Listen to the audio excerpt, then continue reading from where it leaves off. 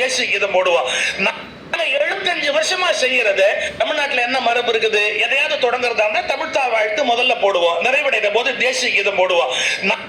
75 வருஷமா செய்யறது நீ ஒத்தாள் வந்து மாத்துன்னு சொன்னா மாத்துவோமா? நீ யாரு? நீ யாரு? ஏதோ வந்து கவர்மெண்ட் செலவுல சாத்திய மரியாதையை வீட்டு கட்டிட்டு அடுத்த ஊருக்கு போக வேண்டியது. நாளை காலையில டிரான்ஸ்பர் பண்ணா நீ வேற ஊருக்கு போகணும். எங்களை எவனும் தமிழ்நாட்டை விட்டு டிரான்ஸ்பரே பண்ண முடியாதுடா. இது எங்க ஊரு, இது எங்க ஊரு. என் வீட்டுல வந்து எதை எங்க வைக்கணும் நீ சொல்லுவியா? ஒரு கொதிப்பு, ஒரு வேகம் மக்களுக்கு வரலையே. அவர் என்ன சொல்ற? தேசப்பற்று. என்ன தேசப்பற்று?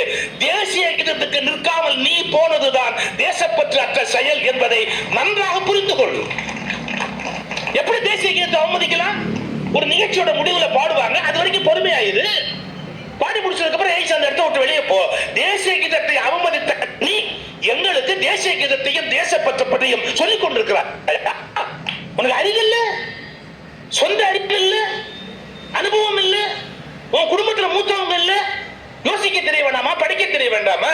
எதுவா இருந்தாலும் ஜோசியத்தை சொல்லணும், என் குலகுரு சொல்லணும், என் சாமியார் சொல்லணும். எதுக்குதான் சொல்லணும்? அவங்க நீ உடைய மனிதன் யோசிக்கல.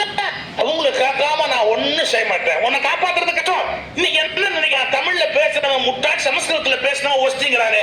என்ன அர்த்தத்துல பேசுற? எப்படி தமிழை விட சமஸ்கிருதம் ஒஸ்தி? பதில் சொல்லு. தமிழை விட சமஸ்கிருதம் என்ன ஒஸ்தி? பதில் சொல்லு. அதெல்லாம் ரொம்ப வருஷமா வருது. நிறுத்து. அநியாயம் ரொம்ப வருஷமா வருது. அக்கிரமம் ரொம்ப வருஷமா வருது. எனக்கு நியாயம் வேணும். அது என்ன சமஸ்கிருதம் நீ சொல்லிட்டு சார்? இந்த எனக்கு இருக்கிற பயத்தை பார்த்தா எனக்கு அவ்வளவு கோபம் வருது. அது என்னோடது கோயில், அது என்னோடது. அப்ப எனக்கு இல்லாத ரைட்ஸ் யாருக்கு இருக்குது? யாரோ ஒருத்தர் தலைமை தூக்கி வச்சு தாயே தாழ்ந்து போனோம். இந்த தெளிவு, தைரியம் இன்னைக்கு மக்கள்கிட்ட அப்படி ஒரு பயம் அப்படியே அப்பிட்டு இருக்குது. வெளியே வாங்க.